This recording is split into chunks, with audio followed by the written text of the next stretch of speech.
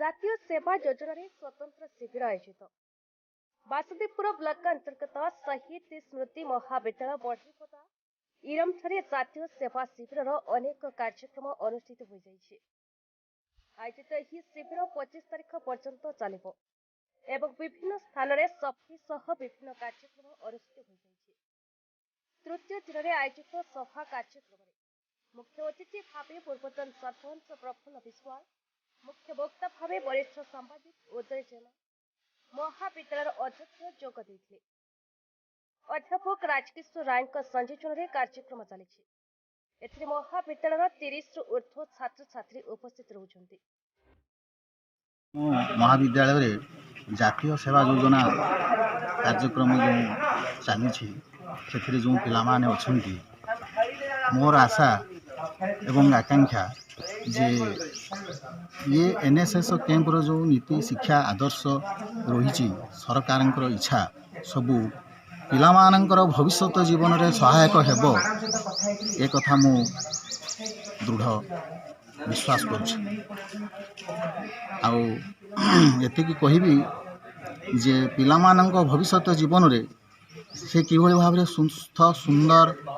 समाज रे नागरिक हो छिड़ा हेबे यही जातीय सेवा योजना निश्चित भाव तांको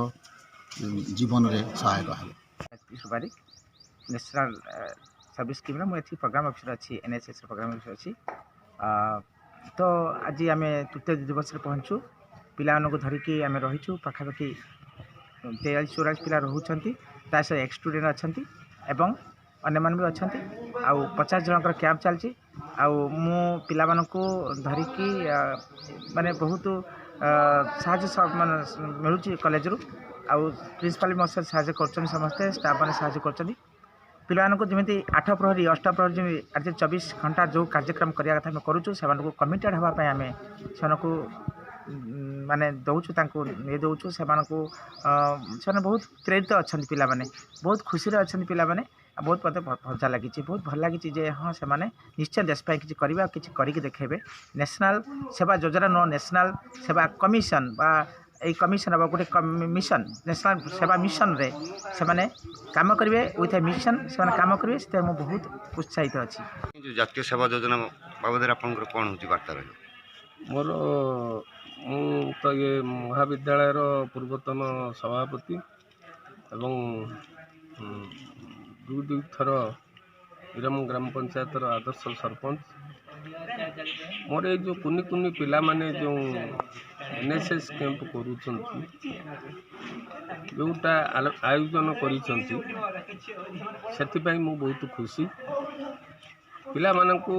दिग्दर्शन दिया गला जे एठी जे एनएसएस कैंप रे जो अच्छंती जे शिक्षादान दौरान से शिक्षादान टाकू एठी एवं बाहर किमती से कार्यकारी करिवे से पिला मानकू से माने मु मोर मतामत प्रदान करछि मुख्य वक्ता तांको भाषण रे से कहचंती। Basudevpur Pratap Kumar Padhi report B news Odisha.